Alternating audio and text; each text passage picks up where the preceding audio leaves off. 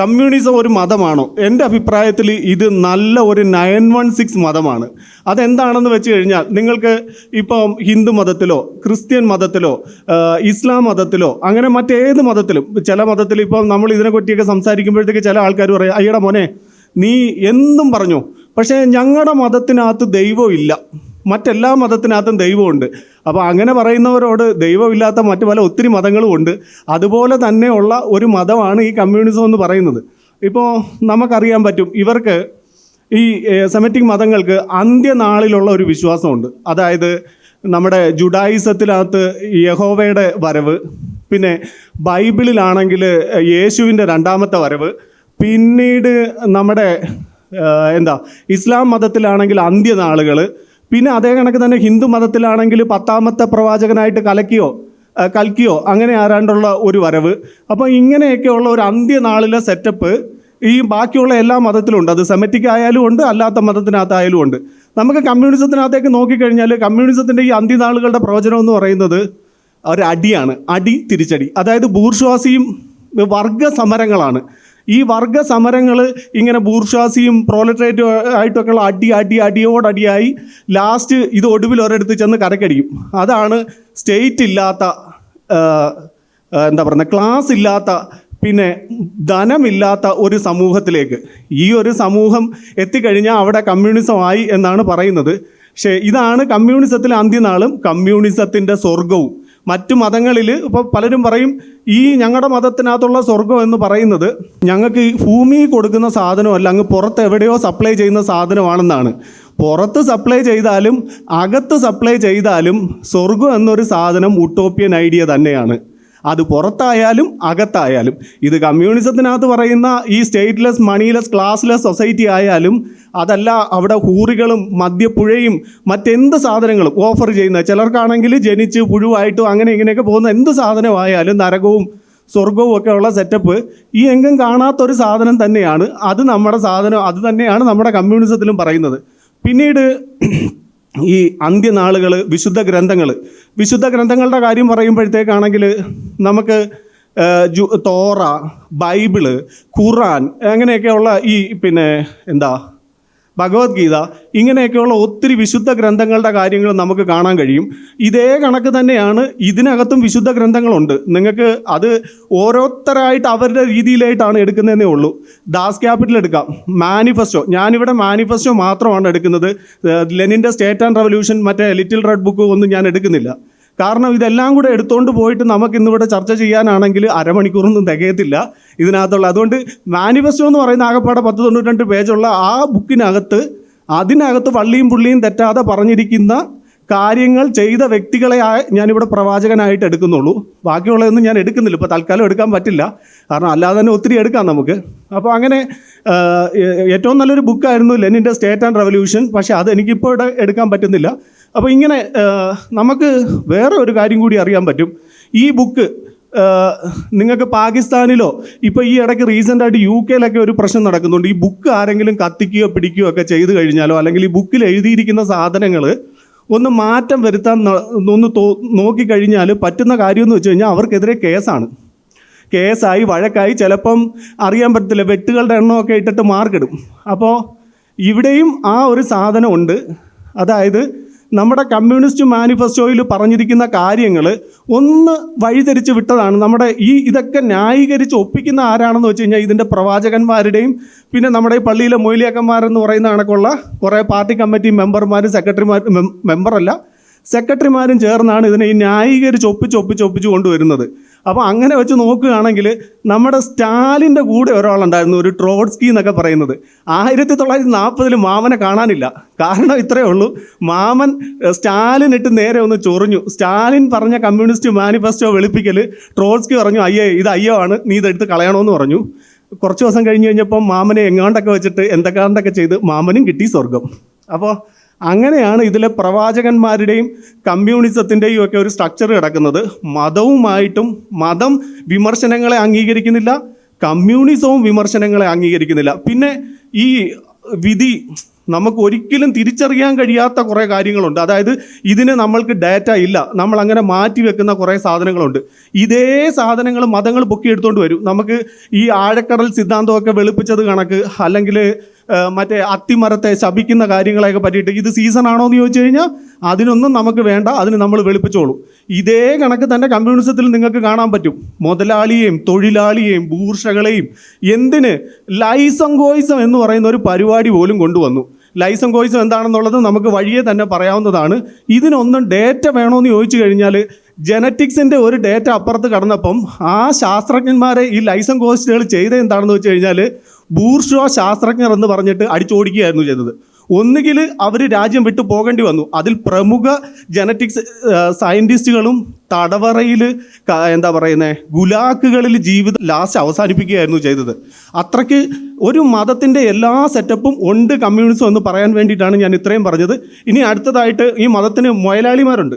എല്ലാ മതങ്ങളും പിറക്കുന്നത് മനുഷ്യൻ്റെ മനസ്സിൽ നിന്നാണ്. ആരുടെയെങ്കിലും ചിന്തകളുടെ ഓളപ്പരപ്പിൽ താളം തുള്ളി എന്തെങ്കിലും രീതിയിൽ ഉൾപ്പുളകം കൊണ്ട് വരുന്ന സാധനങ്ങളൊക്കെ തന്നെയാണ്. ചിലപ്പോൾ അത് നമുക്ക് സ്കീസോഫീനിയ എന്ന് വിളിക്കാം, ചിലപ്പം പണി ചെയ്യാനുള്ള മടിയായിരിക്കാം, ചിലപ്പോൾ ആളെ പറ്റിക്കാനായിരിക്കാം. അതൊക്കെ ഈ മതത്തിൻ്റെ പ്രവാചകർക്ക് അവരുടെ ഇഷ്ടം കണക്ക് തോന്നി പടച്ചു കൂട്ടുന്ന സാധനങ്ങളാണ് ഒരു മതമായിട്ട് എസ്റ്റാബ്ലിഷ് ആയി വരുന്നത്. ഇവിടെയും നോക്കിക്കഴിഞ്ഞാൽ ഇതിന് രണ്ട് മുതലാളിമാരുണ്ട്. മുതലാളി നമ്പർ 1 കാൾ മാർക്സ്, മുതലാളി നമ്പർ 2 ഫ്രെഡറിക് എംഗൽസ്. ഇതിനകത്ത് എംഗൽസ് അപ്പൂപ്പനെ ഞാനിപ്പോൾ എടുക്കുന്നില്ല. കാരണം എംഗൽസ് അപ്പൂപ്പന് അദ്ദേഹം കാൾ മാർക്സിനെ വെച്ച് നോക്കുമ്പോഴത്തേക്ക് എനിക്ക് എന്തുകൊണ്ടോ അത് എൻ്റെ ബയസായിരിക്കാം, കാൾ മാർക്സിലേക്ക് തന്നെ ഇതിൻ്റെ മുതലാളിത്തം എത്തിച്ചു കൊടുക്കാനാണ് എൻ്റെ മനസ്സ് പറയുന്നത്. അതുകൊണ്ട് ഞാൻ കാൾ മാർക്സിനെ എടുക്കുന്നു. കാൾ മാർക്സ് നല്ലൊരു ഫിലോസഫർ ആയിരുന്നു. ഒരു ഫിലോസഫിയിൽ ഡോക്ടറേറ്റ് ഒക്കെ നേടിയതായിരുന്നു. അത്യാവശ്യം വക്കീൽ പണിയോ അങ്ങനെ എന്തെങ്കിലുമൊക്കെ ഇഷ്ടംപോലെ കാര്യങ്ങൾ ചെയ്തതാണ്. പുള്ളി പലപ്പോഴും ജോലിക്കായിട്ട് ശ്രമിക്കുന്നുണ്ട്. ചില പത്രങ്ങളിലൊക്കെ ചില കോളങ്ങളൊക്കെ എഴുതാനൊക്കെ ശ്രമിക്കുന്നുണ്ട്. ആ വരുമാനമൊന്നും അദ്ദേഹത്തിന് അങ്ങോട്ട് പൊരുത്തപ്പെടുകയും ഉണ്ടായില്ല. ഇടയ്ക്ക് പാരീസിലൂടെയൊക്കെ കുടുംബവുമായിട്ട് പോയി. പക്ഷേ നിങ്ങൾ പലരും കേട്ടിട്ടുണ്ട്, നിങ്ങൾ ദരിദ്രരായി ജനിക്കുന്നത് നിങ്ങളുടെ തെറ്റല്ല, പക്ഷേ നല്ലൊരു അമ്മായിയപ്പൻ്റെ മരുമകനായിട്ട് ജനിക്കുക അല്ലെങ്കിൽ അങ്ങനെ മരുമകനാകാത്തത് നിങ്ങളുടെ മാത്രം തെറ്റാണ്. അത് തന്നെയാണ് നമ്മളിവിടെ കാൾ മാർക്സും ചെയ്തത്. നല്ലൊരു അത്യാവശ്യം വെൽത്തുള്ള ഫാമിലിയിലുള്ള ഒരു അത്യാവശ്യം സ്വർണവും കാര്യങ്ങളും ഒക്കെ ഉള്ള ഒരു ചേച്ചിയെ കല്യാണം കഴിച്ചു. അതോടുകൂടിയാണ് കാൾ മാർക്സ് പിന്നെ ഇവിടുന്ന് പാരീസ് അവിടെ ഇവിടെയൊക്കെ ആയിട്ട് കറങ്ങി തിരിഞ്ഞ് വരുന്നുണ്ട്. നിങ്ങൾ ഈ ഒരു ഇതിനകത്ത് നോക്കുക. ഞാനത് കാൾ മാർക്സിൻ്റെ അതിനകത്തുള്ള വിക്കിപീഡിയ പേജിൽ എന്നാണ് എടുത്തിരിക്കുന്നത്. അതിനകത്ത് 15 എന്നുള്ളത് അതിൻ്റെ റെഫറൻസ് നമ്പറാണ്. ഇപ്പോഴും അതിനകത്ത് തന്നെ കാണും. ഫിലോസഫർ ലൈസങ്കോവ്സ്കി wrote of the Marx family timeline in London. Karl Marx was notoriously incapable of keeping accounts എന്നാണ് പറയുന്നത്. അദ്ദേഹത്തിൻ്റെ wife regular customer of the London pawn brokers എന്നാണ് പറയുന്നത്. പോൺ ബ്രോക്കേഴ്സ് എന്ന് വെച്ച് കഴിഞ്ഞാൽ ഈ പണയം എടുക്കുന്ന അങ്ങളൊക്കെ പണയം വെക്കുന്ന ആ സ്ഥലത്തേക്ക് സ്ഥിരമായി പോയിക്കൊണ്ടിരുന്നതാണ്. ഇപ്പം ഇങ്ങനെ പോയി കഴിയുമ്പം, അതായത് നിങ്ങളുടെ വീട്ടിലൊരു ഭാര്യയുണ്ട്, ഇത് ജോലിക്കും കൂലിക്കും ഒന്നും പോവാതെ ഇങ്ങനെ രീതിയിൽ, അതായത് പുള്ളിക്ക് വിയർപ്പിൻ്റെ പരിപാടി പുള്ളിയെ കൊണ്ട് പറ്റില്ല. ഇത് ഞാൻ പറഞ്ഞതല്ല കേട്ടോ, ഒരു പ്രമുഖ കമ്മ്യൂണിസ്റ്റ് സപ്പോർട്ട് ചെയ്യുന്ന ഒരു വ്യക്തി പറഞ്ഞതാണ്. കാൾ മാർക്സിൻ്റെ മകൻ മരിച്ചു കടന്നപ്പോൾ പോലും ഇത്ര കഷ്ടപ്പെട്ടിട്ടും ഞാൻ മുതലാളിത്ത ചൂഷണത്തിൻ്റെ ഉപാധിയാകാതെ എംഗൽസിൻ്റെ പൈസയ്ക്ക് വേണ്ടി കാത്തുനിന്നു. സത്യത്തിൽ എംഗൽസ് അങ്ങനെ പൈസ കൊടുത്തു എന്നുള്ളതിന് തെളിവൊന്നുമില്ല. അത് അദ്ദേഹത്തിൻ്റെ ആ ഒരു ഫീലിങ്സിൽ പറഞ്ഞതായിരിക്കാം. ഞാനത് എടുക്കുന്നില്ല. പക്ഷേ പുള്ളി എങ്ങനെ പറഞ്ഞിട്ടുണ്ട് എന്ന് ഞാൻ പറഞ്ഞതാണ്. എന്തായാലും പണിക്ക് പോകുന്നത് വിയർപ്പിൻ്റെ ആസ്കിത നല്ല ഉള്ള ആൾ തന്നെയായിരുന്നു കാൾ മാർക്സും. അങ്ങനെ അദ്ദേഹം എഴുതി കൂട്ടിയ സാധനങ്ങളാണ് ഈ കല്യാണം കഴിച്ചു, കുറേ കുട്ടികളായി. അതിനുശേഷമാണ് ഈ സ്വർണ്ണങ്ങളൊക്കെ തീരാറായി കഴിയുമ്പം സ്വാഭാവികമായിട്ടും എല്ലാ വീട്ടിലും ചോദിക്കും, അണ്ണാ എന്തിനെണ്ണായി കാണിക്കുന്നത്, നിങ്ങൾ പണിക്ക് വല്ലതും പോയിക്കൂടെ എണ്ണാന്ന്. ജനി എന്ന് പറയുന്ന പുള്ളിക്കാരൻ്റെ ഭാര്യ ചോദിച്ചു കാണും. അങ്ങനെ ആയി കഴിഞ്ഞപ്പം വന്ന ഒരു സാധനമാണ് 1842 ഏകദേശം ആ സമയത്തായതുകൊണ്ടാണ് ഞാൻ പറഞ്ഞത്. ആളുകൾ വിവാഹം കഴിക്കുകയും അങ്ങനെ ഗാർഹികവും സ്വകാര്യവുമായ ജീവിതത്തിലെ ചെറിയ ദുരിതങ്ങൾക്ക് സ്വയം കീഴടങ്ങുകയും ചെയ്യുന്നതിനേക്കാൾ വലിയ മണ്ടത്തരം വേറെയില്ല. ആഹാ, വയലാർ എഴുതുമോ ഇതേ കണക്കുള്ള കവിതകൾ? ആളുകൾ വിവാഹം കഴിക്കുകയും അങ്ങനെ അതായത് പുള്ളിക്കാരൻ കല്യാണം കഴിഞ്ഞു, 842 ആയപ്പോഴത്തേക്ക് അത്യാവശ്യം കുട്ടികളൊക്കെ ആയി. അപ്പോൾ കുട്ടികളൊക്കെ ആയിരിക്കുന്ന സമയത്താണ് പറയുന്നത് പണിക്ക് പോകാൻ പറഞ്ഞു കഴിഞ്ഞപ്പോൾ അതിന് പുള്ളി കണ്ടെത്തിയ മാർഗമാണ് എനിക്ക് തോന്നിയിട്ട്. പക്ഷേ ഇതൊക്കെ സ്വർണ്ണ ലിപികളിൽ എഴുതി വെച്ചിരിക്കുന്ന വാക്കുകളാണ് കേട്ടോ. പിന്നെ പറഞ്ഞതാണ് antidote to mental suffering is physical pain. എന്തിനും, അതായത് എനിക്ക് വയ്യ, പണിക്ക് പോകാൻ എനിക്ക് വയ്യ എന്നുള്ള കാര്യമാണ്. പക്ഷേ എങ്ങനെയായാലും സ്വാഭാവികമായിട്ട് പണിക്ക് പോകാതെ ഇരിക്കുന്ന ഒരു വ്യക്തിക്ക് എന്തായാലും ഒരു ആഗ്രഹം തോന്നും, ഒരുത്തൻ സമ്പാദിക്കുന്ന അത്രയും തന്നെ എനിക്ക് കിട്ടിയാൽ എന്താ എനിക്ക് കഴിക്കുമോ? ഇവിടെ ആർക്കും കഴിക്കത്തില്ല. അതിനുവേണ്ടി തന്നെയാണ് കാൾ മാർക്സ് ബാക്കിയുള്ള പരിപാടികളും ചെയ്തത്. ഈ പ്രോലട്രേറ്റ്, ഈ ആദ്യം എല്ലാ മതത്തെയും പോലെ കാൾ മാർക്സും ഈ ഒരു സാഹിത്യത്തെ രണ്ടായി കണ്ടു. അതായത് ഒരിടത്ത് തൊഴിലാളി എന്ന് പറയുന്ന കഠിനമായി അധ്വാനിക്കുന്ന ഒരു വർഗവും, പക്ഷേ കാൾ മാർക്സ് തൊഴിലാളികളെ മാത്രമേ കണ്ടുള്ളൂ കേട്ടോ. ബാക്കി പെസൻറ്റിനെയും ബാക്കി കൃഷിക്കാരെയൊക്കെ കണ്ടത് ബാക്കി വരുന്ന പ്രവാചകന്മാരാണ്. എല്ലാവരും ഈ രണ്ടായിട്ട് അങ്ങോട്ട് ക്ലാസിഫൈ ചെയ്യുന്നു. അതിനുശേഷം ഒരാൾ ഒരാൾ ശ്രീരാമനും മറ്റേ ആൾ രാവണനും ആക്കിയിട്ട് പിന്നെ അങ്ങോട്ടുള്ള യുദ്ധങ്ങളെ പറ്റിയിട്ടും കാര്യങ്ങളും ഒക്കെ പറയുന്നുണ്ട്.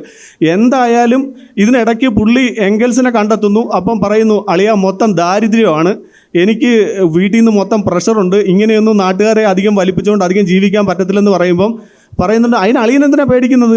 എൻ്റെ അച്ഛൻ ഒത്തിരി സമ്പാദിക്കുന്നുണ്ട്, തുണിമില്ലുകളൊക്കെ ഉണ്ട്, ഞാൻ എന്തായാലും നൈസായിട്ട് ഈ കാര്യങ്ങൾക്കൊക്കെ അളിയനെ സപ്പോർട്ട് ചെയ്യാം, അളിയൻ ധൈര്യമായിട്ട് കാര്യങ്ങളൊക്കെ എഴുതിക്കോളാൻ പറഞ്ഞു. അങ്ങനെ എംഗൽസിൻ്റെ സപ്പോർട്ടോട് കൂടി ബാക്കിയുള്ള കാര്യങ്ങളും കൂടി എഴുതുന്നു. എന്തായാലും കാൾ മാർക്സ് മരിക്കുന്നതിന് മുമ്പ് ഏറെക്കുറെ ഈ ലിറ്ററേച്ചറിൻ്റെ കാര്യങ്ങളെല്ലാം പൂർത്തീകരിച്ചു.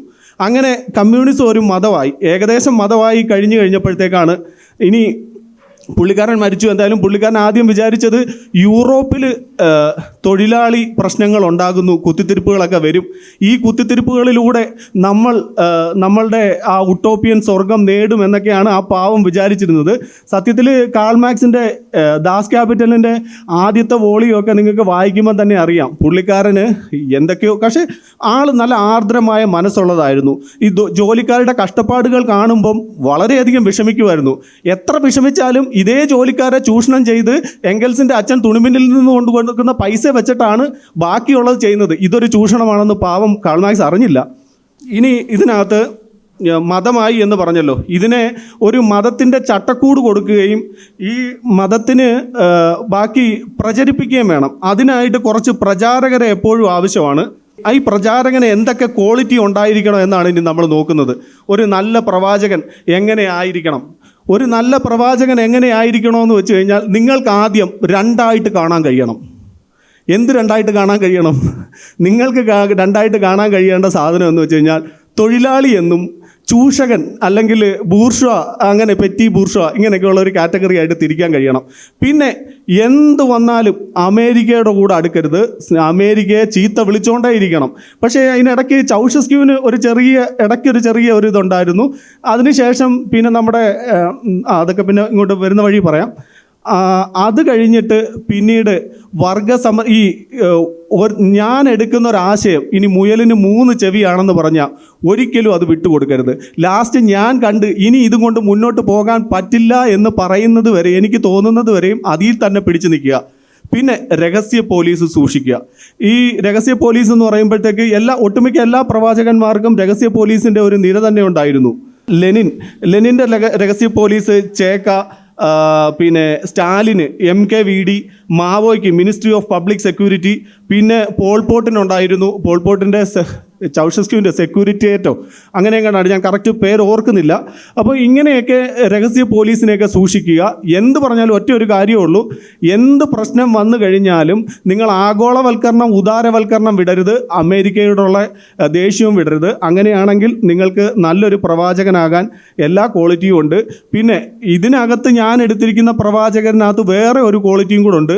ഈ പ്രവാചകന്മാരെല്ലാം അറിഞ്ഞും അറിയാതെയും നല്ല രീതിയിൽ ജനങ്ങളെ മറ്റേ ആ ഉട്ടോപ്യൻ സ്വർഗത്തിലേക്ക് പറഞ്ഞു വിട്ട പ്രവാചകന്മാരെയാണ് ഞാൻ എടുക്കുന്നത്. അതിലുള്ള പ്രമുഖ പ്രവാചകന്മാരായിട്ട് ഞാൻ എടുക്കുന്നത്, ഇതിനകത്ത് എത്ര പേരെ പറ്റി പറയാൻ കഴിയും എന്നെനിക്കറിയത്തില്ല. ലെനിൻ, സ്റ്റാലിൻ, മാവോ, ചൗഷസ്ക്യൂ, ഈ ഇടത് സൈഡിൽ നിൽക്കുന്ന ചൗഷസ്ക്യൂ, വലത് സൈഡിൽ കൈപൊക്കി നിൽക്കുന്ന നമ്മുടെ പോൾപോട്ട് മാമൻ, ഈ 5 പേരെയാണ്. ഇതല്ലാതെ തന്നെ നമ്മുടെ കൊറിയയിലുള്ള ലോകത്തിൽ ആദ്യമായിട്ട് ഗോവധ നിരോധനത്തിന് 7 കൊല്ലം തടവും ക്യാപിറ്റൽ പണിഷ്മെൻറ്റും ഒക്കെ കൊടുത്ത് സംഘികൾക്ക് ഏറ്റവും കൂടുതൽ കൂട്ടുപിടിച്ചു കഴിഞ്ഞാൽ നമ്മുടെ കിങ് ജോങ് ഇല്ലോ, അങ്ങനെയായിട്ട് കൊറിയയിൽ 2ാമത്തെ പുള്ളിക്കാരൻ, ആദ്യത്തെ ആളുടെ മോൻ ഉണ്ട്. പക്ഷേ ഇത് ഞാൻ അതിലോട്ടൊക്കെ എത്ര പേരെ പോകാൻ പറ്റുമെന്ന് എനിക്കറിയത്തില്ല. എന്തായാലും ഇത്രയും പേരെ പറയാനാണ് ഞാൻ നോക്കുന്നത്. ഇത് ലെനിനും സ്റ്റാലിനും മാവോയും കൂടെ ഞാൻ 3 പേരെയും കൂടെ ഒരുമിച്ച് പറയാനായിട്ടാണ് ശ്രമിക്കുന്നത്. കാരണം എന്ന് വെച്ച് കഴിഞ്ഞാൽ ഇതിൽ ഇവർ കമ്മ്യൂണിസ്റ്റ് മാനിഫെസ്റ്റോ ചേർത്ത് പറഞ്ഞത് എന്തൊക്കെയാണോ അതൊക്കെ മാത്രമേ ഞാനിവിടെ എടുക്കുന്നുള്ളൂ.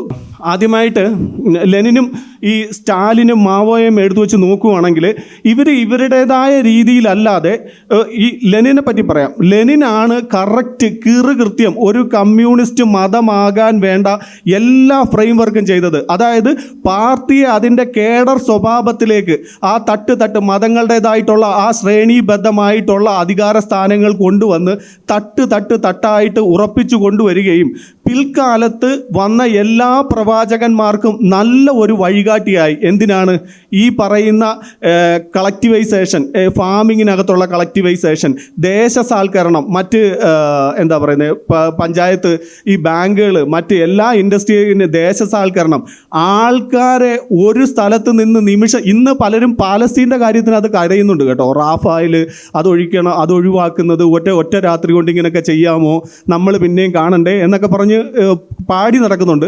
പക്ഷേ ഈ പാടി നടക്കുന്നവർ കൂടുതലും കമ്മ്യൂണിസ്റ്റുകാരാണ്. ഈ വോക്കുകളാണ്, കമ്മ്യൂണിസം പറയുന്ന വോക്കുകളാണ്. പക്ഷെ അവരൊരിക്കലും പറയത്തില്ല, അല്ലെങ്കിൽ അവർ അറിഞ്ഞതായി ഭാവിക്കത്തില്ല. പോൾപോട്ട്, ചൗഷസ്ക്യു, ലെനിൻ, സ്റ്റാലിൻ ഇവരൊക്കെ ഒറ്റ രാത്രി കൊണ്ട് ഒരു നഗരം ഒഴിപ്പിച്ച കഥ. ആയിരങ്ങളെ തെരുവിൽ ഈ നഗരം, ഈ പോൾപോട്ടിൻ്റെ കാര്യത്തിൽ ഒരു ദിവസം കൊണ്ട് അയാൾ വരുന്നു പറയുകയാണ്, സ്വന്തം അണികളെ തന്നെ, അതായത് വിപ്ലവം വരുന്ന സമയത്ത് സ്വന്തം അണികൾ തന്നെ ഈ ഗ്രാമങ്ങളിൽ നിന്നും നഗരങ്ങളിലേക്ക് പോകുന്നുണ്ട്.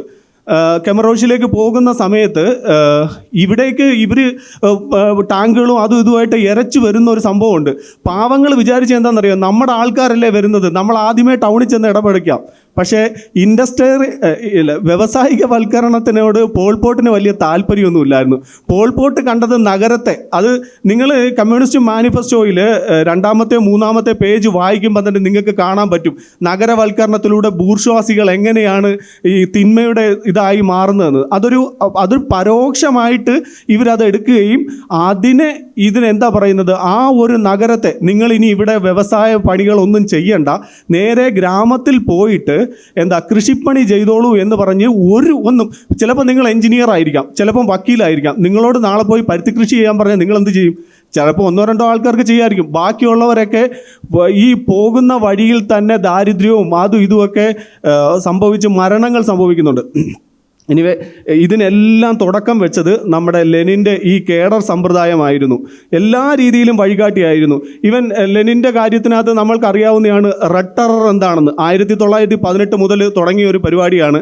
അതായത് അതിനകത്ത് തന്നെ വാർ കമ്മ്യൂണിസം എന്ന് പറയുന്ന ഒരു ഭാഗമുണ്ട്. നിങ്ങളത് എടുത്ത് വായിച്ച് നോക്കിക്കഴിഞ്ഞാൽ എങ്ങനെയാണ് നിങ്ങൾക്ക് മനസ്സിലാകുന്ന കാര്യം എന്ന് വെച്ച് കഴിഞ്ഞാൽ, ഒരാളുടെ മനസ്സിൽ ഒരു കാര്യം, ഇത് മാനിഫെസ്റ്റോയിൽ നിന്നാണ് കേട്ടോ. എങ്ങനെയാണ് ബൂർഷ്വാസികളെ നിങ്ങൾ സമൂഹത്തിൽ നിന്ന് ഒഴിവാക്കേണ്ടത്, ഈ വർഗവഞ്ചകരെ എങ്ങനെയാണ് നിങ്ങളുടെ കൂട്ടത്തിൽ നിന്ന് ഒഴിവാക്കേണ്ടത്, എങ്ങനെയാണ് ജനങ്ങളെ കൃഷി പഠിപ്പിക്കേണ്ടത്, ഉൽപ്പാദന ഉപകരണങ്ങളും ഉൽപ്പാദനത്തിന് കൂട്ടുന്നത് എങ്ങനെയാണ്, ഇതൊക്കെ എഴുതി വച്ചിരിക്കുന്ന സാധനം എടുത്തു വച്ചിട്ട് ലെനിൻ ചെയ്ത പരിപാടിയായിരുന്നു യുദ്ധത്തിന്. പ്രാദേശികപരമായിട്ട് ലെനിൻ്റെ സമയത്തുണ്ടായിരുന്ന തുടക്കം തന്നെ ഇവർ ഒരു ടെറർ മൂഡിലായിരുന്നു. ആ മോഡിൻ്റെ ഒരു സാധനമാണ് ഇത്. 1907 ടിഫിലിസ് ബാങ്ക് കൊള്ളയടി. ഇത് പലരും സ്റ്റാലിൻ്റെ പേരിൽ കൊണ്ടിടുന്നുണ്ടെങ്കിലും ഇതിനകത്ത് ലെനിൻ സാറും ഉണ്ട്, സ്റ്റാലിൻ സാറും ഉണ്ട്. ബാക്കിയുള്ളവരെല്ലാവരും കൂടെ ചേർന്നിട്ടാണ് ഈ ഫണ്ട് ഉണ്ടാക്കിയത്. ഈ ബാങ്ക് കൊള്ളയടിച്ചിട്ട് അത് നമ്മുടെ ഒരുമാതിരി നിങ്ങൾക്ക് കായംകുളം കൊച്ചുണ്ണി സ്റ്റൈൽ എന്ന് പറയാം ഈ സാധനം. പക്ഷേ ഈ കായംകുളം കൊച്ചുണ്ണി ഇവിടെ പാവപ്പെട്ടവർക്ക് അരി വാങ്ങിക്കാൻ കൊടുത്തതാണ്. ഇത് മാന്തത് നമ്മുടെ വിപ്ലവകാരികൾക്ക് തോക്കും തിരകളും വാങ്ങിക്കാൻ കൊടുത്തതാണ്. അങ്ങനെ ഒരു വ്യത്യാസമേ ഉള്ളൂ. പിന്നീട് ഇതേ കമ്മ്യൂണിസ്റ്റ് ആശയങ്ങൾ, അതായത് വിപ്ലവകരമായ കമ്മ്യൂണിസ്റ്റ് ആശയങ്ങൾ അവിടെ ഉണ്ടായിരിക്കുന്നിടത്തോളം കാലം തന്നെ ഇതിന് സോഫ്റ്റായിട്ടുള്ള ആൾക്കാരും കുറച്ചൊക്കെ ഉണ്ട്. അതായത് ഇങ്ങനെ ആൾക്കാരെ ഒന്നും കൊല്ലുന്നത് മോശമാണല്ലോ, സുഗുണ എന്നൊക്കെ ആലോചിക്കുന്ന കുറേ ആൾക്കാർ അവിടെ ഉണ്ടായിരുന്നു. പക്ഷേ എന്താ സംഭവിച്ചതെന്ന് വെച്ച് കഴിഞ്ഞാൽ നമ്മൾ അവരെയൊക്കെ വേറെ ഇത് പ്രതിവിപ്ലവകാരികളോ അവരിവരുമൊക്കെ ആക്കിയിട്ട് നമ്മൾ അവരെ കൊന്നു. ലെനിൻ അവിടെയുള്ള കുർലാക്കുകളെന്ന് പറയുന്ന, അതായത് പെസൻറ്റുകളായിട്ടുള്ള കർഷകർ, അവരിനകത്ത് എല്ലാവരും ഒന്നും വലിയ പണക്കാരൊന്നും ആയിരുന്നില്ല. അത്യാവശ്യം സാധാരണക്കാരെക്കാളും കുറച്ചുകൂടെ മുകളിൽ നിൽക്കുന്നവരൊക്കെ ഉണ്ടായിരുന്നു. ഇവരിൽ നിന്നൊക്കെ ഈ കളക്റ്റീവ് ഫാമിങ്ങിൻ്റെ പേരിൽ ഇവർക്ക് ഓരോ പരിഷ്കരണങ്ങൾ ഉണ്ടാക്കി കൊടുക്കുക. ഇത് ഞാൻ പറഞ്ഞു, ഉരുളൻകിഴങ്ങ് കൃഷി ചെയ്തുകൊണ്ടിരിക്കുന്നവൻ്റെ അടുത്ത് നെല്ല് കൃഷി ചെയ്യാൻ പറയുക. ഇങ്ങനെയൊക്കെ വളരെ വികലമായ കൃഷി രീതികൾ നടപ്പിലാക്കുകയും അതോടൊപ്പം തന്നെ ഫമൈനുകൾ അങ്ങോട്ട് വരികയാണ്. പട്ടിണി, ദാരിദ്ര്യം, പിന്നെ ഈ വർഗവഞ്ചകരെന്ന് ഇത് കുത്തിയിട്ടുള്ള കൊലകൾ, ഇങ്ങനെയൊക്കെ നല്ല ലക്ഷക്കണക്കിന് ആൾക്കാരെ ലെനിൻ എന്തായാലും സഹായിച്ച് ഒരു സൈഡിലേക്ക് മാറ്റി. അതിനുശേഷമാണ് പിന്നെ സ്റ്റാലിൻ വരുന്നത്. സ്റ്റാലിൻ വരുന്നതോടൊപ്പം തന്നെ സ്റ്റാലിനും ഇതിനെ ചെയ്തതെന്ന് വെച്ച് കഴിഞ്ഞാൽ ഈ ദേശസാൽക്കരണവും ഈ സ്റ്റേറ്റിൻ്റെ അണ്ടറിലാക്കുന്ന എല്ലാ പരിപാടികളും സ്റ്റാലിനും പിന്തുടർന്നു. ഈ കൊള്ളയും കൊലയും ഗുലാക്കുകളും ബാക്കിയുള്ള കാര്യത്തിനകത്തൊക്കെ ഇപ്പം ആർക്കെങ്കിലും, സ്റ്റാലിന് ഒരു രഹസ്യ പോലീസ് കൂടി ഉണ്ടായിരുന്നു, ലെനിനും ഉണ്ടായിരുന്നു, ഞാൻ നേരത്തെ പറഞ്ഞു, സ്റ്റാലിനും ഉണ്ടായിരുന്നു. ഇവരെയൊക്കെ വെച്ചിട്ട് നിങ്ങൾ ആൾക്കാരെ വിളിച്ചുകൊണ്ട് പോയിട്ട് എടാ തെറ്റ് ചെയ്തോന്ന് പബ്ലിക്കായിട്ട് പറയാൻ പറയും. പബ്ലിക്കായിട്ട് അവൻ തെറ്റ് ചെയ്തെന്ന് പറയുന്നത് വരെ അവനെ കൊണ്ടുപോയിട്ട് ഇടിക്കും. ഇടിച്ചിവൻ പറഞ്ഞു കഴിഞ്ഞാൽ അടുത്ത നമ്മളെ കില്ലിംഗ് ഫീൽഡിലേക്കാണ് കൊണ്ടുപോകുന്നത്. അങ്ങനെ കുറേ ആൾക്കാരെ ഇവരും സ്വർഗം കാണിച്ചു കൊടുത്തു. നിലവിൽ ഈ രണ്ട് പ്രവാചകന്മാർ, ഇതിൻ്റെ കൂടെ തന്നെ വേറെ ഒരാൾ കൂടിയുണ്ട് കേട്ടോ. ഇവർക്കൊക്കെ ഈ കാണിക്കുന്ന മണ്ടത്തരമാണെങ്കിലും, കാരണം തലയ്ക്കകത്ത് ആൾ താമസം കുറവാണ്, ആകെപ്പാടെ ഈ എന്താ പറഞ്ഞാൽ ഇരട്ടച്ചങ്കിൻ്റെ ധൈര്യങ്ങളൊക്കെയാണ് കൂടുതൽ എല്ലാവർക്കും ഉള്ളത്. അപ്പോൾ ആ ധൈര്യം വെച്ചിട്ട് ലൈസൻകോയ്സ് എന്ന് പറഞ്ഞൊരു സാധനം കൊണ്ടുവന്നു. അതായത് ബഡ് ചെയ്ത് നിങ്ങളൊരു ചെടിയിൽ ഒരു ബഡ് ചെയ്ത് വെച്ചാൽ ആ ചെടിക്കാണെങ്കിൽ ഈ അടുത്ത തലമുറയിലേക്ക് ഈ ബഡ് ചെയ്തതിൻ്റെ ടെക്നോളജി ആ ചെടി പറഞ്ഞു കൊടുക്കും. അല്ലെങ്കിൽ തണുത്ത വെള്ളത്തിൽ സോക്ക് ചെയ്ത് വെച്ചിരിക്കുന്ന പിന്നെ ഗോതമ്പ് മണികൾ അതിൻ്റെ വരൾച്ചയ്ക്ക് വേണ്ടിയിട്ടുള്ള കാര്യങ്ങൾ അത് ഇങ്ങനെ, അതായത് പ്രകൃതിയാൽ ഉണ്ടാകുന്ന സാധനങ്ങൾ ട്രാൻസ്ഫർ ചെയ്യുമെന്നൊക്കെ മണ്ടത്തരം പറഞ്ഞ് 1940 വരെയൊക്കെ കൊണ്ടുപോയിട്ടുണ്ടായിരുന്നു. ലെനിനും ഈ കുറേ കാര്യങ്ങളൊക്കെ പുതിയ തിയറികളൊക്കെ കൊണ്ടുവന്നിട്ട് തിരുത്തുന്നുണ്ട്. പക്ഷേ എങ്കിലും സ്റ്റാലിന്, കാരണം ഈ ലൈസൻകോയ്സത്തിന് എതിരായിട്ട് പറയുന്നവരെ എല്ലാവരെയും ബൂർഷ്വാ സയൻറ്റിസ്റ്റുകളെന്ന് പറഞ്ഞിട്ട് ഞാൻ നേരത്തെ പറഞ്ഞത് കണക്ക് ഗുലാഗിലടക്കുകയും വളരെ മാരകമായിട്ടുള്ള ഇതാണ് ഇത് വന്നിട്ടുള്ളത്. ഇതിൻ്റെ ഫലം എന്താണെന്ന് വെച്ച് കഴിഞ്ഞാൽ റഷ്യ സാധാരണ ഒരു സമൂഹത്തിൽ നിന്നും റഷ്യയുടെ കൃഷി രീതികളും ബാക്കിയുള്ള ശാസ്ത്രീയമൊക്കെ വർഷങ്ങളോളം പിന്നോട്ടടിക്കുന്ന ഒരു കാര്യങ്ങളായിരുന്നു. ഫമൈനുകളുടെ ഒരു നീണ്ട, ഈ കമ്മ്യൂണിസ്റ്റ് പ്രവാചകന്മാർ ഭരിച്ചെടുത്തെല്ലാം കൂട്ടക്കൊലകളും ഫമൈനുകളുടെയും ഒരു നീണ്ട നിര തന്നെ നിങ്ങൾക്ക് കാണാൻ കഴിയുന്നതാണ്. ഈ രണ്ട് കാര്യവും പറഞ്ഞുകൊണ്ട് ഞാൻ അടുത്തതായിട്ട് നമ്മളെ മാവോസെ തൂങ്ങിൻ്റെ അടുത്തേക്കാണ് നമ്മൾ പോകുന്നത്. പുള്ളിക്കാരൻ ഇവിടെ എങ്ങും അല്ല. പുള്ളിക്കാരന് പറ്റിയതെന്ന് വെച്ച് കഴിഞ്ഞാൽ ചൈനയിലാണ് പുള്ളിയുടെ ക്ലച്ച് പിടിച്ചത്. അപ്പോൾ ചൈനയിൽ പ്രധാനമായിട്ട് ഈ തൊഴിലാളികൾ, വലിയ ഇൻഡസ്ട്രികളൊന്നുമില്ല. അപ്പം ബൂർഷ്വാസികൾ എന്നൊക്കെ പറയാനായിട്ട് അവിടെ കാര്യങ്ങളൊന്നുമില്ല. ആകെപ്പാടെയുള്ള പെസൻറ്റുകളാണ്, അവരുടെ ഇടയിലുള്ള കൃഷിക്കാരാണ്. പുള്ളിക്കാരൻ അവിടെ ആദ്യമേ ഇതിന് ഈ വിപ്ലവം വേണമല്ലോ, രക്തരൂക്ഷിത വിപ്ലവം വേണം. ഈ വിപ്ലവത്തിനായിട്ട് ആദ്യം പുള്ളി ഒത്തിരി പരിപാടിയൊക്കെ നോക്കി, നടക്കുന്നില്ല. എന്തായാലും ഒരുവിധം കുത്തിത്തിരിപ്പിക്കാൻ ഇവരെ കഴിഞ്ഞിട്ട്, ഈ പ്രവാചകന്മാരെ കഴിഞ്ഞിട്ട് വേറെ ആരും ഉള്ളൂ. അത് നിങ്ങൾക്ക് പോൾപോട്ടിൻ്റെ കാര്യം പറയുമ്പോഴത്തേക്ക് ഞാൻ അതുകൂടെ ഓടിച്ച് പറയുന്ന കാര്യമെന്ന് വെച്ച് കഴിഞ്ഞാൽ ചിലപ്പം പോൾപോട്ടിനെ നമുക്ക് പറയാൻ കഴിയാതെ പോയി എന്നിരിക്കും. കുത്തിത്തിരിപ്പിൻ്റെ ഉസ്താക്കന്മാരാണ്. പോൾപോട്ട് തന്നെ അവിടെ ഡെമോക്രാറ്റിക് പാർട്ടിയിലേക്ക് ആദ്യം ഒരു ഇടം കൊടുക്കുന്നു. ഈ നമ്മളുടെ ഇവിടെയൊക്കെ ചിലപ്പോൾ ഈ ലൈബ്രറികളിൽ നിങ്ങൾക്ക് പലർക്കും കാണാൻ പറ്റും, ആദ്യം ഒരു കമ്മ്യൂണിസ്റ്റ് സഖാവ് വന്നു ലൈബ്രറിയിൽ ഒരു മെമ്പർഷിപ്പ് എടുക്കുന്നു. അതിനുശേഷം ആ സഖാവ് 2 പേരെ റെക്കമെൻഡ് ചെയ്യുന്നു. 1 വർഷം കഴിയുമ്പോൾ 2 വർഷം കഴിയുമ്പോൾ അവിടെ മൊത്തം ഒരു ചെൻകൊടി മയമായിരിക്കും. പിന്നെ നിങ്ങൾക്ക് അവിടെ നടക്കുന്ന സാറേ ഒന്നും നടക്കത്തില്ല. നമ്മൾ പറയും, നമ്മൾ കേൾക്കും, നമ്മുടെ ആൾക്കാർ, നമ്മുടെ ലോകം, പിന്നെ ഒന്നും പറയണ്ടല്ലോ. ഇതേ കണക്ക് തന്നെ മാവോയി നല്ല രീതിയിൽ കുത്തിത്തിരിപ്പ് നടത്തുന്നുണ്ട്. കുത്തിത്തിരിപ്പിൻ്റെ ഫലമായിട്ട് പുള്ളി ഈ റെഡ് ടെററിൻ്റെ കണക്കോ വലിയ സ്റ്റാലിൻ നടത്തിയ വലിയ വിശുദ്ധീകരണം ഇതിൻ്റെ കണക്കോ ഒക്കെ ഇഷ്ടം പോലെ കാര്യങ്ങളും മാവോയും കൊണ്ടുവരുന്നുണ്ട്. ഇവർക്കൊക്കെ ഈ സായുധ വിപ്ലവം തലയ്ക്ക് പിടിച്ച ടീമുകളായിരുന്നു. കൊല്ലും കൊലയും ഇല്ലാത്ത ഒരു സാധനവും ഇവരാരും എടുക്കത്തുമില്ലായിരുന്നു. അപ്പോൾ മാവോയുടെ കാര്യങ്ങളൊക്കെ പറയുമ്പം ഇഷ്ടം പോലെ കാര്യങ്ങൾ പറയാനുണ്ട്. ഇത് കണക്കെങ്കിലും ഞാനൊരു 1968 തോന്നുന്നു ഫമൈനുകളോട് കൂടി പറയാം. ഈ പുള്ളിക്കാരൻ ആദ്യം തന്നെ കുറേ പരിപാടികളൊക്കെ നോക്കി, സാംസ്കാരിക ശുദ്ധീകരണം നടത്താൻ നോക്കി. അതിനകത്തും ബുദ്ധിജീവികളെ, തനിക്ക് എതിരായിട്ട് ആശയമുള്ളവരെയൊക്കെ ഇവരിങ്ങനെയാണ് തെരഞ്ഞു പിടിക്കുന്നത്. ഒന്നുകിൽ നിങ്ങൾ സമൂഹത്തിലെ ബുദ്ധിജീവിയാണെങ്കിൽ അവർക്ക് കീഴടങ്ങുക, അല്ലെന്നുണ്ടെങ്കിൽ അവർക്കെതിരെ പറയാതിരിക്കുക. നിങ്ങൾ അവിടെ സയൻറ്റിസ്റ്റ് ആണെങ്കിൽ ഞങ്ങളുടെ ആൾക്കാർ പറയുന്ന രീതിയിലുള്ള സാധനങ്ങൾ നിങ്ങൾ ചെയ്തു കൊടുക്കുക. വിദ്യാർത്ഥികളാണെങ്കിൽ നിങ്ങൾ മിണ്ടാതിരിക്കുക. അധ്യാപകർ, ഇവർ ഏത് ആൾക്കാരായാലും ഡോക്ടേഴ്സ് ആയാലും എന്തായാലും ഞങ്ങളുടെ കത്തിക്ക് ഇത് കമ്മ്യൂണിസം എന്ന് വെച്ചാൽ ഇത്രയേ ഉള്ളൂ: പട്ടിണി, അടി, ഇടി, വെടി. ഒന്നീ നിങ്ങൾ പട്ടിണി കൊണ്ട് ചാവും, അല്ലെന്നുണ്ടെങ്കിൽ അടി കൊണ്ട് ചാവും, ഇല്ലെങ്കിൽ ഇടി കൊണ്ട് ചാവും, പോലീസിൻ്റെ ഇടി കൊണ്ട് ചാവും, അല്ലെങ്കിൽ പട്ടാളത്തിൻ്റെ വെടി കൊണ്ട് ചാവും. എന്തായാലും നിങ്ങൾക്കൊരു രീതിയിൽ മരണം ഉറപ്പാണ്. ഇനി ഇവരുടെ കൂടെ നിന്നാലോ? നിന്നവരിലെ പലരെയും ഈ മാവോയൊക്കെ ഏറ്റവും കൂടുതൽ സ്റ്റാലിൻ്റെ കാര്യത്തിൽ, സ്റ്റാലിൻ്റെ ഒരു സമയം ഞാനത് കഴിഞ്ഞു പോയിട്ട് വർഷം ഓർമ്മിക്കുന്നില്ല, നല്ല ഈ മഹാശുദ്ധീകരണ പ്രവർത്തനത്തിലൂടെ അവിടെയുള്ള ശാസ്ത്രജ്ഞന്മാരെയും സൈനിക തലവന്മാരെയും എല്ലാം ഒഴിവാക്കിയതിന് ശേഷം നിസ്സാരമായിട്ടുള്ള ഒരു ഫിൻലൻഡുമായിട്ടാണെന്ന് തോന്നുന്നു ഒരു ആക്രമണത്തിൽ അമ്പയെ പരാജയപ്പെടുന്ന അവസ്ഥയിലേക്ക് പോകുന്നുണ്ട് ഇവർ. കാരണം കൂട്ടത്തിലുള്ള കഴിവുള്ളവരെയെല്ലാം നമ്മൾ വെട്ടിനിരത്തി കഴിഞ്ഞു. വെട്ടിനിരത്തൽ അന്നും ഇന്നും നമ്മൾക്ക് ഹരമായിട്ടുള്ളൊരു കാര്യമാണ്. മാവോയുടെ കാര്യം പറയാനാണെങ്കിൽ ലാൻഡ് റിഫോമിനെ പറ്റി പറയാനുണ്ട്. 1953 പിന്നെ ഞാൻ പറഞ്ഞ മാവോയുടെ രഹസ്യ പോലീസിൻ്റെ കാര്യം പറയാനുണ്ട്. പിന്നെ ഇവർ ലാൻഡ് റിഫോമിൽ കൂടെ ഭൂമി വീതിച്ച് കൊടുക്കുകയും, ഇത് സാധാരണ നമ്മൾ വിചാരിക്കുമോ ഭൂമി വീതിച്ച് കൊടുക്കുന്നത് ഒരു നല്ല കാര്യമല്ലേ? പക്ഷേ ഇവരെന്താണ് ചെയ്തതെന്നറിയാമോ?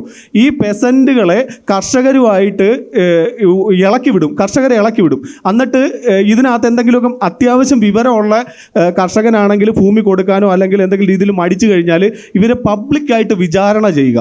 നല്ല പരിപാടിയാണ്, പബ്ലിക്കായിട്ട് വിചാരണ ചെയ്യുക. പക്ഷേ ഇത് ഞങ്ങൾ സമാധാനവും സോഷ്യലിസവും സമത്വവും വരുത്താൻ വേണ്ടി ചെയ്യുന്നതായതുകൊണ്ടാണ് കേട്ടോ. ഇതൊക്കെ സഹിക്കുക, ക്ഷമിക്കുക, പൊറുക്കുക. അത് കഴിഞ്ഞിട്ട് ഫമൈൻ അങ്ങോട്ട് കൂടി കഴിഞ്ഞപ്പോഴത്തേക്കും ആൾക്കാരെല്ലാം പോയിട്ട് കംപ്ലൈൻറ്റ് പറയാൻ തുടങ്ങി. ഏകദേശം അപ്പോൾ തന്നെ 1-2 ദശലക്ഷം ആൾക്കാരോളം കാലപുരിക്ക് അയച്ചു കഴിഞ്ഞിരുന്നു. കംപ്ലൈൻറ്റ് പറയാൻ തുടങ്ങി, സാർ ഇത് പ്രശ്നമാണ്, നമ്മൾ എന്തെങ്കിലും ചെയ്തേ പറ്റുള്ളൂ. അപ്പം മാവോ കണ്ടെത്തിയ ഒരു മാർഗമുണ്ട്. ഇതേണ്ടേ ഈ പടം കണ്ടോ? നിങ്ങൾ വിചാരിക്കും അംഗനവാടിയിൽ പോകുന്ന കൊച്ചിയർക്കം മാലയും പിടിച്ചോണ്ടോ അല്ലെങ്കിൽ തവളയും ആക്രിയും പിടിച്ചുകൊണ്ട് നിൽക്കുന്നതും ഏതോ നാടകത്തിന് വേണ്ടിയിട്ട് പേടിപ്പിക്കാനായിട്ട് നിൽക്കുന്ന ഫോട്ടോ ആയിരിക്കുമെന്ന്. പക്ഷേ ഇതങ്ങനെയല്ല.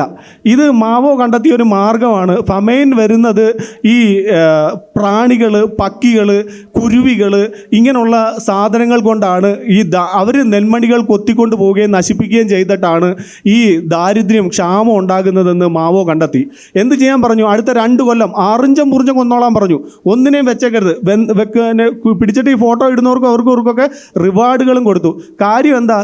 പണ്ടേ ദുർബല, ഇപ്പോഴേ ഗർഭിണി, ഈ അവസ്ഥയിലേക്ക് അങ്ങ് എത്തി ചൈന. പിന്നെയും ആൾക്കാർ മരണം തുടങ്ങി. അപ്പോൾ ലാസ്റ്റ് മാവോ പറഞ്ഞു, അമ്പാലെ ഇനി നിങ്ങൾ നിർത്തിക്കോ, ഇനി നമ്മളുടെ പോരാട്ടം ആർക്കെതിരെയാണ്? ബെഡ് ബഗിനെതിരെയാണ്, മൂട്ടയ്ക്കെതിരെ. ഇനി നിങ്ങൾ കുരുവികളെ കൊല്ലുന്നത് നിർത്തിയിട്ട് മൂട്ടയെ കൊന്നോളാൻ പറഞ്ഞു. എന്താ കമ്മ്യൂണിസം, എന്താ അറിവ്! ഇതൊക്കെ ഞാൻ വീണ്ടും ചോദിക്കുന്നു, വയലാർ എഴുതുമോ ഇതേ കണക്ക് തന്നെ? അപ്പോൾ അത് കഴിഞ്ഞിട്ടാണ് നമുക്ക് അടുത്തതായിട്ട് എനിക്ക് പറയാനുള്ളത് നമ്മുടെ ചൗഷസ്ക്യൂവിനെ പറ്റിയിട്ടാണ്. ചൗഷസ്ക്യൂവും ഈ കണ്ട ഇപ്പം ലെനിൻ ആകട്ടെ, സ്റ്റാലിൻ ആകട്ടെ, സ്റ്റാലിൻ ഒരു പള്ളിയിലെ സെമിനാരിയിലൊക്കെ പോയി അത്യാവശ്യം പ്രീസ്റ്റ് ആവാനൊക്കെ പോയി പഠിച്ചിട്ട് ചാടി വന്ന ഒരു വ്യക്തിയാണ്. പക്ഷേ ബാക്കിയുള്ളവരൊക്കെ അത്യാവശ്യം നല്ല സാമ്പത്തിക ശ്രേണിയുള്ള വീട്ടിൽ നിന്ന് വന്ന വ്യക്തികളൊക്കെ തന്നെയായിരുന്നു. പക്ഷേ ഇതിനകത്ത് ചൗഷസ്ക്യൂ അങ്ങനെയല്ല. റൊമാനിയയിൽ ചൗഷസ്ക്യൂ ഒരു കള്ളുകുടിയനായ അച്ഛൻ്റെ മകനായി ജനിക്കുന്നു. പുസ്തകത്തിന് വേണ്ടിയിട്ട് തെണ്ടുന്ന ഒരു യുവത്വത്തിനെ പറ്റിയിട്ട് ചൗഷസ്ക്യൂ തന്നെ പറയുന്നുണ്ടായിരുന്നു. ഇതിൽ നിന്ന് പുള്ളി ഉയർന്നു വരുന്നു. പാർട്ടി പുള്ളി റെക്കമെൻഡ് ചെയ്യുന്നു. എവിടെയും അവിടെ ഒരു ഡെമോക്രാറ്റിക് ടീം കാണും കേട്ടോ, ഇവർ റെക്കമെൻഡ് ചെയ്യാനായിട്ട്. അങ്ങനെ റെക്കമെൻഡ് ചെയ്യുന്നു. അതിനുശേഷം പുള്ളി ആ ഒരു കുറച്ച് എന്തോ സെറ്റപ്പിൽ എത്തിക്കഴിഞ്ഞപ്പം പ്രത്യേകിച്ച് കമ്മ്യൂണിസ്റ്റ് മാനിഫെസ്റ്റോയോട് ഇവർ വളരെ അടുത്ത് നിൽക്കുന്നു. അതിനുശേഷം പിന്നെ പുള്ളി അധികാരത്തിൽ വന്നതിന് ശേഷം ആദ്യം ഒക്കെ ഈ നമ്മുടെ ഈ സ്റ്റാലിനെയൊക്കെ തെറി വിളിക്കുന്നുണ്ട്. ഏതോ മറ്റേ ഒരു രാജ്യം കൈയടക്കിയതിന് വേണ്ടിയിട്ട് സ്റ്റാലിനെയൊക്കെ നല്ല രീതിയിൽ തെറി വിളിക്കുന്നുണ്ട്. നമ്മുടെ EMS ഒക്കെ പോയിട്ട് ഇന്ദിരാഗാന്ധിയൊക്കെ പോയി കെട്ടിപ്പിടിച്ചുകൊണ്ട് നിൽക്കുന്ന ചൗഷസ്ക്യൂ ആയിട്ട് നിൽക്കുന്ന ഫോട്ടോ കാണാം. ആദ്യം വളരെ നല്ല രീതിയിൽ ഇൻഡസ്ട്രിയലൈസേഷനും ബാക്കിയുള്ള കാര്യങ്ങളെല്ലാം രാജ്യത്ത് കൊണ്ടുവരികയും രാജ്യത്ത് മുന്നോട്ട് കൊണ്ടുപോവുകയും ചെയ്തൊരു വ്യക്തിയായിരുന്നു ചൗഷസ്ക്യൂ. ചൗഷസ്ക്യൂവിന് എവിടെയാണ് തെറ്റിപ്പോയതെന്ന് വെച്ച് കഴിഞ്ഞാൽ പുള്ളിക്കാരൻ ഇങ്ങനെ ഇരിക്കുമ്പോഴത്തേക്ക് ചുമ്മാതൊന്ന് ഉത്തര കൊറിയ ചൈനയൊക്കെ കണ്ടുവരാമെന്ന് പറഞ്ഞിട്ട് പോകുന്നുണ്ട്. ആ സമയത്ത് ഗൾഫ് വാർ വരുന്നുണ്ട്. ഗൾഫ് വാർ വരുമ്പോഴത്തേക്ക് എണ്ണയുടെ വില പെട്ടെന്ന് കൂടുകയും പുള്ളി വിചാരിച്ചു ഈ സമയത്ത് നമുക്ക് ഇപ്പോൾ എണ്ണ ഇവിടെ കുഴിച്ചെടുക്കുന്നുണ്ട്, ഈ സമയത്ത് നമ്മൾ കുറച്ച് പുറത്തുനിന്ന് കടമൊക്കെ വാങ്ങിച്ചിട്ട്, അത് ഞാൻ ചൗഷസ്ക്യൂവിൻ്റെ കുറ്റമായിട്ട് പറയത്തില്ല, അയാളുടെ ഒരു ദീർഘവീക്ഷണം ഇല്ലായ്മ കൊണ്ട് എന്തോ പറ്റിപ്പോയതാണ്, കടം വാങ്ങിക്കുന്നുണ്ട്. അവരുടെ കടം എടുത്തിട്ട് ഈ റിഫൈനറികൾ ഉണ്ടാക്കാനായിട്ട് ശ്രമിക്കുന്നുണ്ട് കുറേ. ഇപ്പം ഇത്തരം റിഫൈനറികളൊക്കെ ഉണ്ടാക്കി കഴിഞ്ഞപ്പോഴത്തേക്ക് ഗൾഫുകാർ തീർന്നു, എണ്ണയുടെ വില കുറഞ്ഞു, ആകെ മൊത്തം എന്താ പറയുന്നത്, നല്ലൊരവസ്ഥയിലേക്ക് റൊമാനി എത്തുന്നു. ആ സമയത്തേക്ക് 71കളിൽ പുള്ളി ചൈനയിലെ മാവോ സെ തൂങ്ങിനെ കാണാനും ഉത്തര കൊറിയയിലേക്കൊക്കെ ഒരു യാത്ര നടത്തുന്നുണ്ട്. അവിടെ ചെന്ന് നോക്കിക്കഴിഞ്ഞപ്പോഴാണ് ഈ ഡിക്റ്റേറ്റർഷിപ്പ് എന്താണെന്ന് പുള്ളിക്കാരൻ മനസ്സിലാകുന്നത്. ആഹാ കൊള്ളാം, നല്ല ഐഡിയ. കാരണം അവിടെയാണെങ്കിൽ മാവോ കാണിച്ചു വെക്കുന്ന കാര്യങ്ങളൊക്കെ പത്രസ്വാതന്ത്ര്യമില്ല, ബാക്കിയുള്ള ഒരു കാര്യങ്ങളും അടുപ്പിക്കില്ല. അപ്പോൾ അങ്ങനെയൊക്കെ അങ്ങോട്ട് ആയി കഴിഞ്ഞപ്പോഴത്തേക്ക് പുള്ളിക്കാരൻ തിരിച്ചു വന്നിട്ട് ആദ്യം എടുത്ത പരിപാടിയാണ് ഈ ആദ്യം എന്ന് ഞാൻ പറയുന്നതേ ഉള്ളൂ, ഇതല്ലാതെ വേറെ കുറേ പരിപാടിയുണ്ട്. പക്ഷേ നമ്മളിപ്പോൾ തൽക്കാലം ഓടിച്ചു പോകുന്നത് കൊണ്ട് ആദ്യം എടുത്ത പരിപാടിയാണ് ഡിക്രി 770 എന്നുള്ളത്. ഇതെന്താണെന്ന് വെച്ച് കഴിഞ്ഞാൽ ഇത്രയേ ഉള്ളൂ. അന്ന് ഇവരുടെ പോലീസുണ്ട് ചൗഷസ്ക്യൂവിൻ്റെ. ഇവർ വരുന്ന ആൾക്കാരുടെ കത്ത് ഒരു പ്രൈവസി ഇല്ലാത്ത, വരുന്ന ആൾക്കാരുടെ കത്തുകൾ വരെ വായിക്കുന്ന, എല്ലാ രീതിയിലും ഫോൺ കോൾ ടാപ്പ് ചെയ്യുന്ന എല്ലാവരെയും, ഇവർക്ക് ആരെയും, ഈ പ്രവാചകന്മാർക്ക് ആർക്കും സ്വന്തം ഉടുപ്പിനെ പോലും വിശ്വാസമില്ലാത്ത ടീമുകളാണ്. കാരണം ഇവർ ഏറ്റവും കൂടുതൽ നിന്നത് അവർ തോളെ കൈയിട്ടുകൊണ്ട് തന്നെ. നമുക്കൊരു ഫേമസ് ഫോട്ടോ തന്നെ അറിയാം, സ്റ്റാലിൻ ഫോട്ടോ. അന്ന് ഏറ്റവും ലോകത്തിലാദ്യം ഫോട്ടോഷോപ്പ് ചെയ്ത വ്യക്തിയാണ് കേട്ടോ സ്റ്റാലിൻ. അന്ന് ഒരാളെ ഫോട്ടോയിൽ നിന്ന് എടുത്ത് മായ്ച്ചു കളഞ്ഞ ടീമാണ്.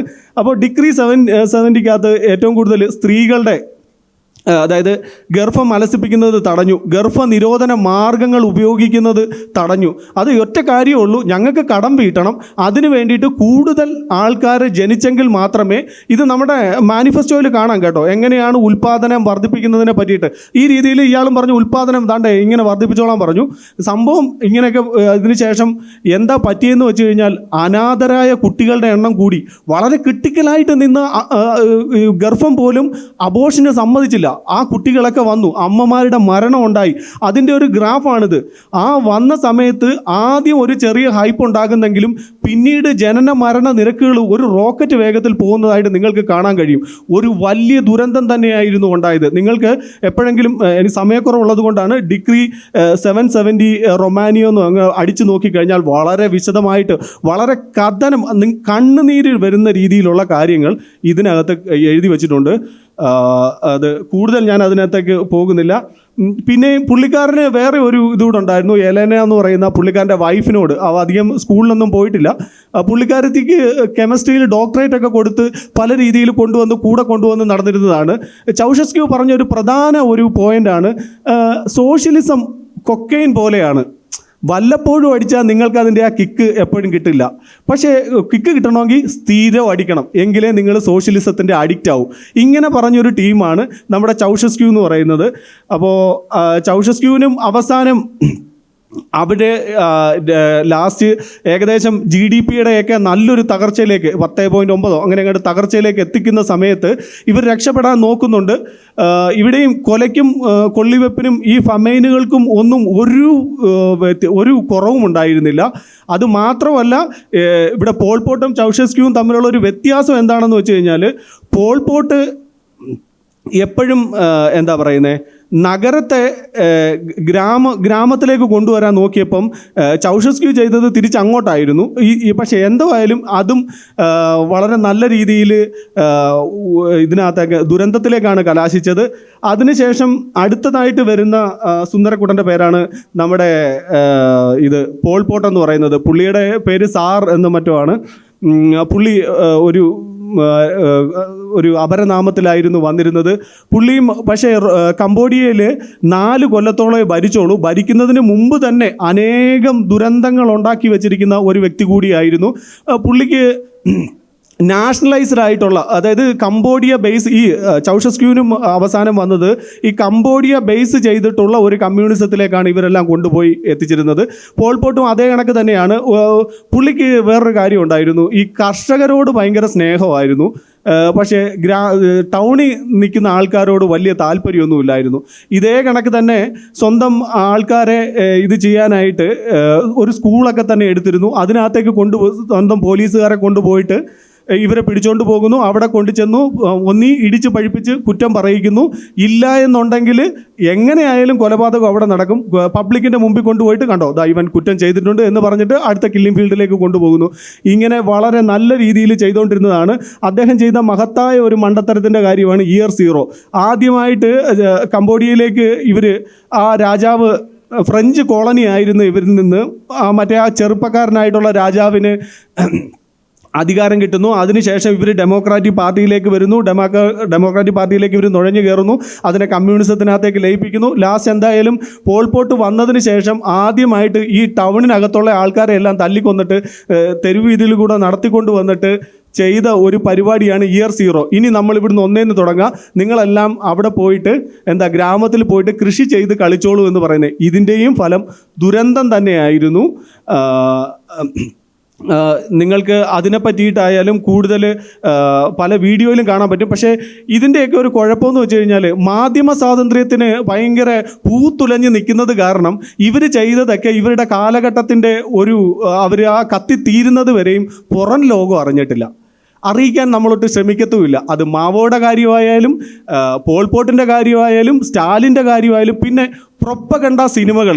ഇപ്പം നിങ്ങൾക്ക് മറ്റേ ഫ്ലവർ ഗേൾന്നോ അങ്ങനെ കണ്ട് നമ്മുടെ നോർത്ത് കൊറിയയിലേക്കുള്ള പ്രൊപ്പഗണ്ട സിനിമകൾ അറിയാം. നോർത്ത് കൊറിയയിലുള്ള അച്ഛന് ഒരു സൈഡിൽ കാൽസ്യത്തിൻ്റെ എന്തോ പ്രശ്നം കാരണം തല വലുതായി കഴിഞ്ഞപ്പം പിന്നീട് ഫോട്ടോഗ്രാഫറെല്ലാം സ്ട്രെയിറ്റ് ഫോട്ടോ എടുക്കുന്ന ഫോട്ടോഗ്രാഫർമാരെ എല്ലാം നമ്മൾ അങ്ങോട്ടങ്ങ് പറഞ്ഞയച്ചു. നിങ്ങൾക്ക് ആ ഒരു ഭരണാധികാരിയുടെ പിന്നീടുള്ള ഫോട്ടോകൾ കണ്ടാലറിയാം, ഈ സൈഡിൽ നിന്നുള്ള ഫോട്ടോകൾ മാത്രമേ നിങ്ങൾക്ക് കാണാൻ കഴിയുള്ളൂ, മറ്റൊരു ഫോട്ടോയും ഞങ്ങൾ അനുവദിക്കത്തില്ല, ഞങ്ങൾ പറയും, ഞങ്ങൾ കേൾക്കും. അങ്ങനെ കമ്മ്യൂണിസ്റ്റ് മാനിഫെസ്റ്റോയിൽ പറഞ്ഞിരിക്കുന്ന കളക്റ്റീവ് ഫാമിങ്ങിലൂടെ ജനങ്ങളെ പട്ടിണിക്കിട്ട പ്രവാചകന്മാരാണ് ഇവരൊക്കെ. ഈ എങ്ങനെയാണ് ഉൽപാദന ഉപകരണങ്ങൾ സ്റ്റേറ്റിൻ്റെ അണ്ടറിൽ കൊണ്ടുവന്നിട്ട് ജനങ്ങളെ പട്ടിണിക്കിടുക എന്നുള്ള കാര്യങ്ങൾ നമ്മളെ മികച്ച രീതിയിൽ കാണിച്ചു തന്നത് ഈ പ്രവാചകന്മാരാണ്. ഇതിനകത്ത് കിം ഇൽ സങ്ങും കിം ജോങ് ഉനൊക്കെ അവസാനം പ്ലഷർ ഗേൾസ് എന്നോ അങ്ങനെ കണ്ട് ജോയ് ഗേൾസ് എന്നോ അങ്ങനെയൊക്കെയാണ്ട് പറഞ്ഞു. അതായത് അച്ഛൻ മരിക്കാറായി, അച്ഛനോട് ഏറ്റവും സ്നേഹമായിരുന്നു, മരിക്കാറായി. അപ്പം കുറേ പെൺകുട്ടികളെ അവിടുന്ന് ഇവിടുന്ന് ഒക്കെ പിടിച്ചുകൊണ്ട് വന്നിട്ട് അച്ഛൻ എന്താണോ പറയുന്നത് അത് ചെയ്തു കൊടുക്കാൻ വേണ്ടി കുറേ പെൺകുട്ടികളെ വരെ വെച്ചു കൊടുത്തൊരു മകനായിരുന്നു. പക്ഷേ ഇതിന് ശേഷം 2008-ലോ 2009-ലോ ആണെന്ന് തോന്നുന്നു അവരുടെ കോൺസ്റ്റിറ്റ്യൂഷനകത്തുനിന്ന് കമ്മ്യൂണിസം എന്ന് പറയുന്ന വാക്കുകളെല്ലാം കൂടെ എടുത്ത് തോട്ടിക്കളയാനായിട്ട് ഏറ്റവും ഇപ്പോഴത്തെ മോൻ കിം ജോങ് ഉന്ന് പറഞ്ഞു. അത് നമ്മളുടെ ഇവിടുത്തെ കമ്മ്യൂണിസ്റ്റ് പ്രവർത്തകരൊന്നും അറിഞ്ഞിട്ടില്ലെന്നാണ് തോന്നുന്നത്. ഇപ്പോഴും കിം ജോങ് ഉന്നിൻ്റെ ഫോട്ടോയും വെച്ചുകൊണ്ട് ഇവിടെ നടക്കുന്ന പലരെയും ഞാൻ കണ്ടിട്ടുണ്ട്. അപ്പോൾ എങ്ങനെ പറഞ്ഞാലും കമ്മ്യൂണിസ്റ്റ് മാനിഫെസ്റ്റോ പറഞ്ഞ അതേ രീതിയിൽ പ്രവർത്തിക്കാൻ നോക്കി ജനങ്ങളുടെ ദുരിതത്തിലും ലക്ഷക്കണക്കിന് ജനങ്ങളുടെ മരണത്തിലേക്ക് നയിച്ച ഈ പ്രവാചകന്മാരെയാണ് ഞാൻ ഇന്നിവിടെ നിങ്ങളുടെ മുന്നിൽ അവതരിപ്പിച്ചത്. എനിക്ക് ഈ ഒരു അവസരം ഇവിടെ തന്ന എസൻസ് ഗ്ലോബലിൻ്റെ എൻ്റെ എല്ലാ സുഹൃത്തുക്കൾക്കും നന്ദി, നമസ്കാരം.